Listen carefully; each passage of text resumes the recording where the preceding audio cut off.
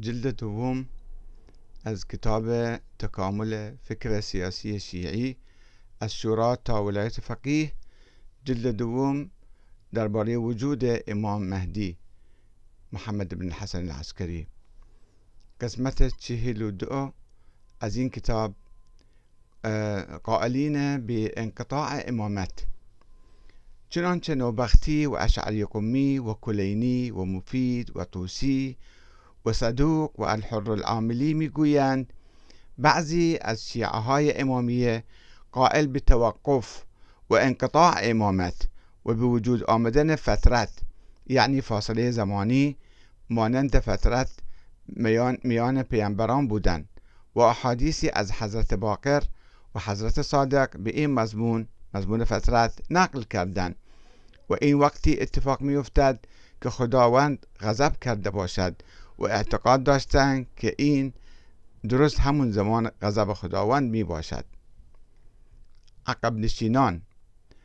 دو مورخ شیعه معاصر آن زمان، نوبختی و اشعری قمی، میگویند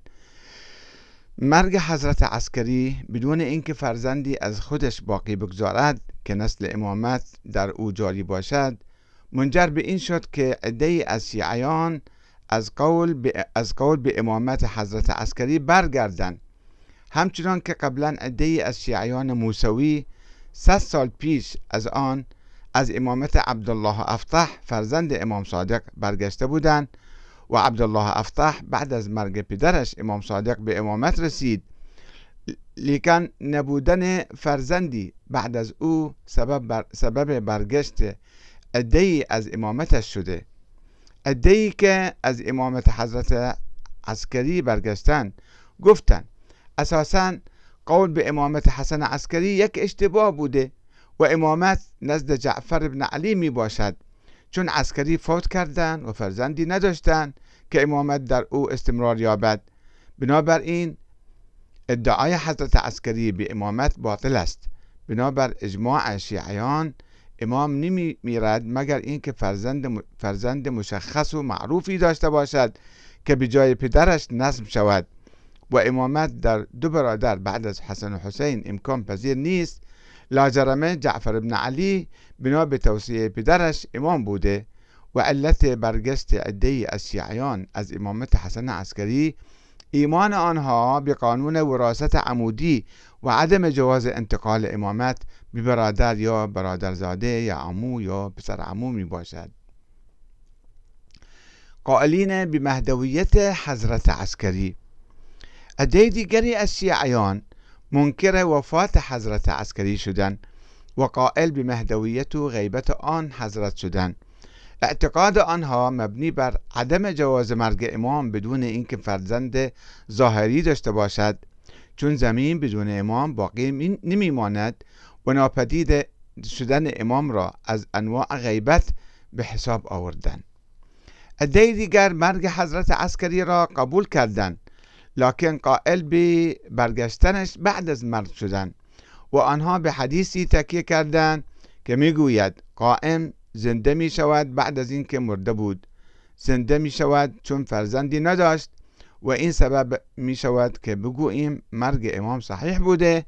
چون اگر فرزندی داشتن دلیلی برای برگشتنش نمی ماند، چون با وجود فرزند امامت ثابت می ماند و امام قبلی به امام بعدی وصیت می کند. روی چنین حسابی شکی باقی نمی ماند که حضرت عسکری امام قائم می باشند، چون شکی در مرگ عسکری وجود ندارد و فرزند و وصیت و وصی نداشته. پس نتیجه می گیریم که آن حضرت قائم می باشند و روی روایتی که در این زمینه نقل شده تکیه کردند و این روایت می گوید وقتی خبر قائم به مردم می رسید می گویند چجور فلان ممکن امام باشد در صورتی که استخوانهایش هم پوسیده شده. آن حضرت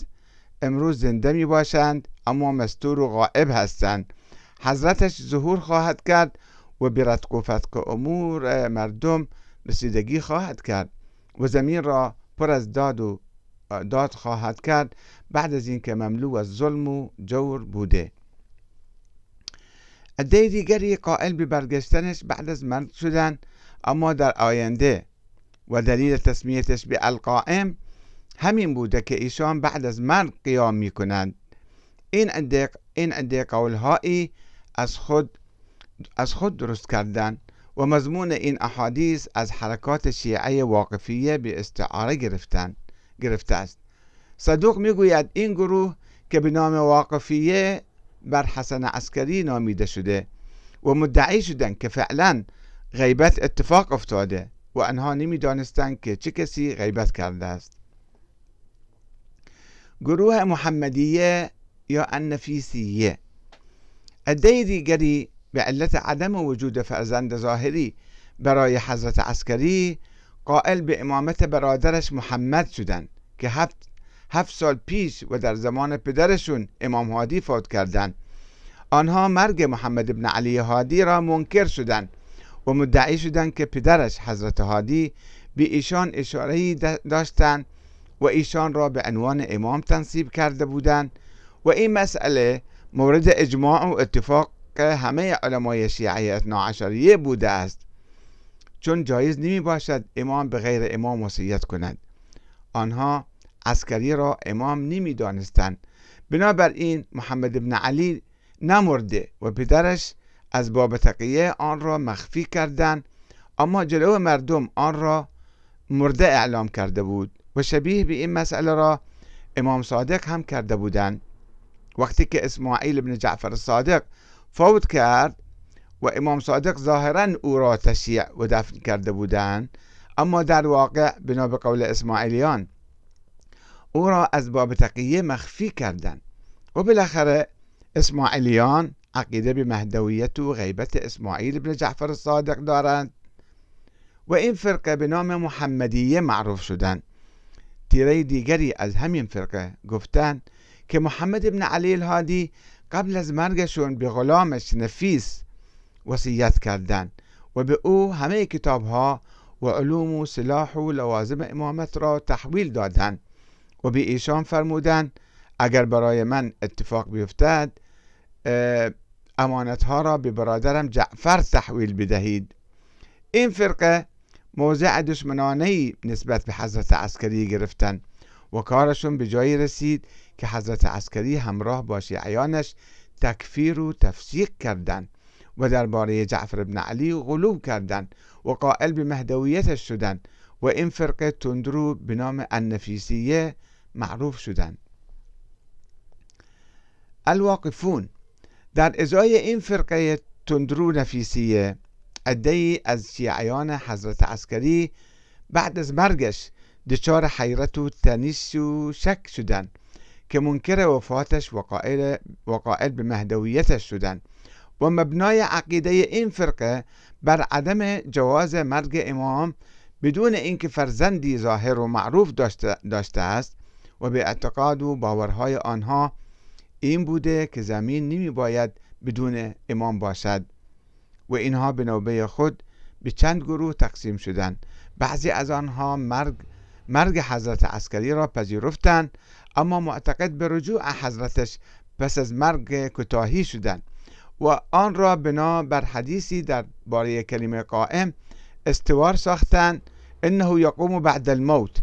امام بعد از مردن زنده خواهد شد.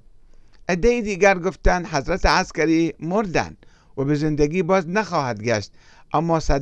در آینده خواهد آمد. این فرقه حرفهای شیعه های سابق واقفیه را تکرار کردند و معروف به